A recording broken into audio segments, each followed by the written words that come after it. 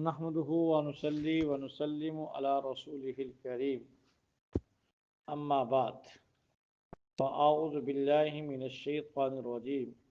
بسم الله الرحمن الرحيم ولو أننا نزلنا إليهم الملائكة اور اگر ہم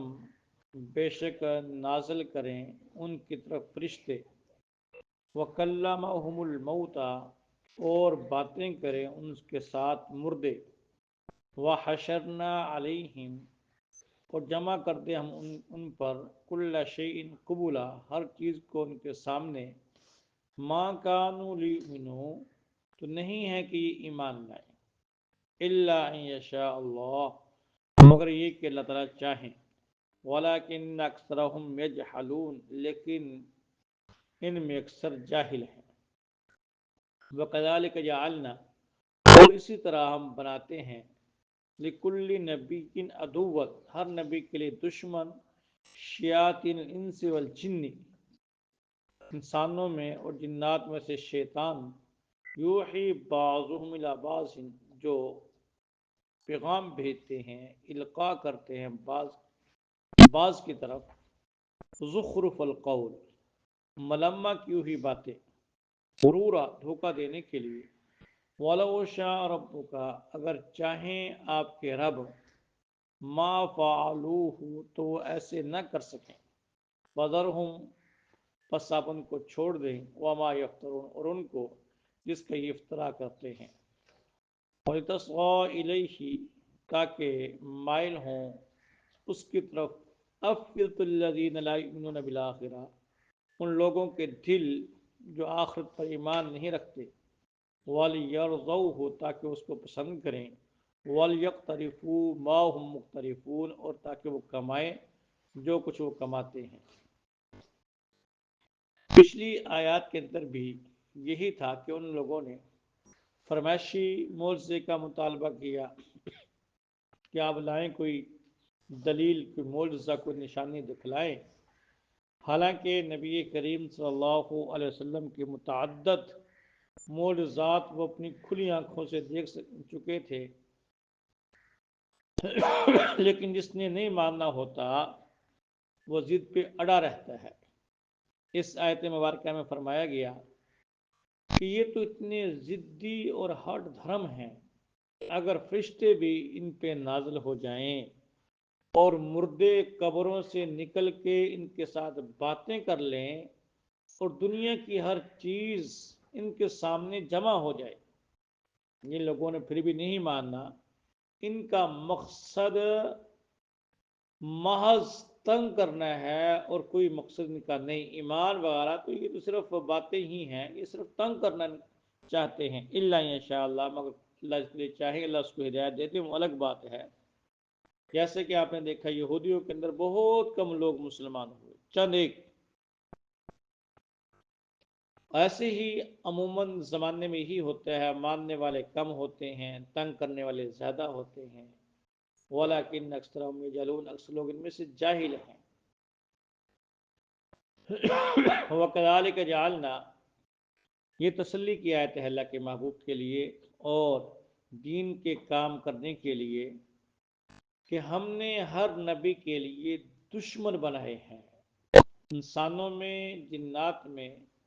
شریر قسم کے لوگ ہوتے ہیں جن کو تنگ کرتے ہیں نبی ہوں یا نبیوں کا کام کرنے والے ہوں اب دیکھیں جو بندہ بھی دین کا کام کرے گا دین کی طرف مائل ہوگا لوگ اس کے خلاف ہونا شروع ہو جاتے ہیں اس کے مقابلے میں آ جاتے ہیں باتیں اس پہ مارتے ہیں تان تشنیع کرتے ہیں ایک عورت ہے وہ کھلے منہ پھرتی رہے کوئی اس کو کچھ نہیں کہے گا جب وہ شریف پردے میں آ جائے اب کتنی باتیں ہوں گی باہر اسکول کی تعلیم ڈگریوں پہ ڈگریاں پڑھ لے ٹیوشنوں پہ ٹیوشنیں چڑھا لے دن رات ایک کر لے کوئی نہیں پوچھتا کہتا ہاں بڑا کام کر رہی اچھا کام ہے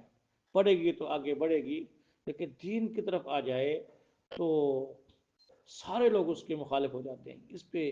یوں ہو گیا کیا کرے گی اتنا پڑھ کے اور دین کی بات کرے ہم کہتے دیکھے پڑے ہیں دین والے فوراً اعتراض ہو جاتا ہے تو فرمایا کہ آپ پریشان نہ ہوں، یہ زمانے کا دستور ہے اور راہ حق کی نشانی ہے کہ جو بھی راہ حق پہ آتا ہے لوگ ایسے ان کے ساتھ باتیں کرتے ہیں، اور یہ شیاطین شریر قسم کے انسان اور جنات یہ ایک دوسرے تک باتیں پہنچاتے ہیں، ملمہ کی ہوئی بنائی ہوئی چکنی چپڑی باتیں کرتے ہیں دھوکہ دینے کے لیے۔ دیکھیں، ایک تو جنات ہیں، آدمی اعوذ باللہ پڑھے لا حول ولا قوت بھاگ جاتے ہیں، لیکن جو انسانوں کے شریر لوگ ہیں، انسانوں کے شریر ہیں اور شیاطین ہیں، یہ زیادہ خطرناک ہوتے ہیں۔ نبی کریم صلی اللہ علیہ وسلم نے صحابی سے فرمایا تھا کہ اے ابو ذر، انسان اور جنات میں سے شیاطین سے پناہ مانگا کرو۔ عرض کی اے اللہ کہ رسول، کیا انسانوں کے اندر بھی شیاطین شریر ہوتے ہیں؟ آپ نے فرمایا ہاں۔ بزرگ ہیں مالک بن دینار رحمۃ اللہ علیہ، وہ فرماتے ہیں مجھے شیاطین جنات سے زیادہ شیاطین انسان ہی مجھ پہ زیادہ بھاری ہیں، کیونکہ جب میں شیاطین جو جنات میں سے ہیں ان سے پناہ مانگتا ہوں بھاگ جاتے ہیں، لیکن جو شیطانی صفت کے انسان ہوتے ہیں وہ مجھے پھر بھی گناہ تک کھینچ کے لاتے ہیں۔ معلوم یہ ہوا کہ کچھ انسانوں کے اندر بھی شیطان یعنی شریر لوگ ہوتے ہیں جو جنات کے شریر لوگوں سے زیادہ تنگ کرتے ہیں، زیادہ پرابلم بنا دیتے ہیں، زیادہ تنگ کرتے ہیں۔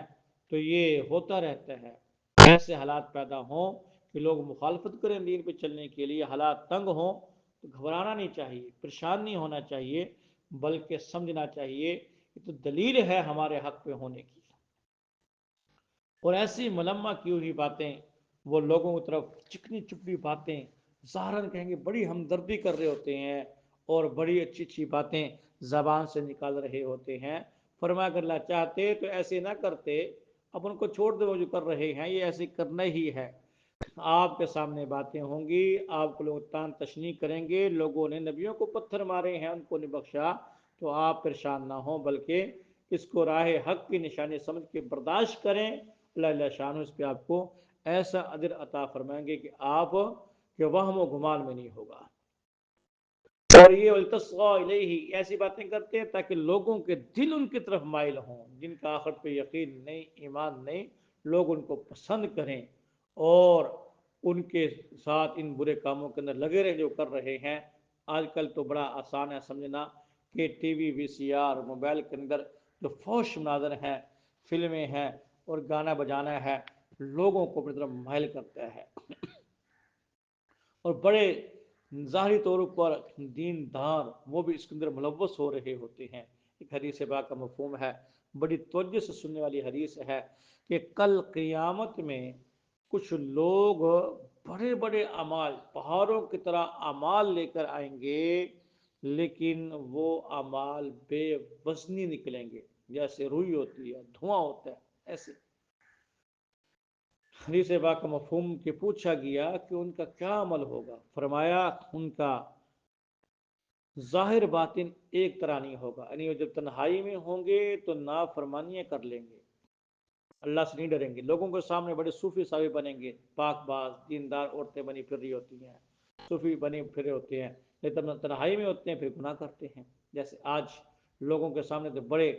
دیندار جب تنہائی میں ہیں تو فلمیں دیکھ رہے ہوتے ہیں، ڈرامے دیکھ رہے ہوتے ہیں، موسیقی سن رہے ہوتے ہیں، ننگی فلمیں دیکھ رہے ہوتے ہیں۔ یہ لوگ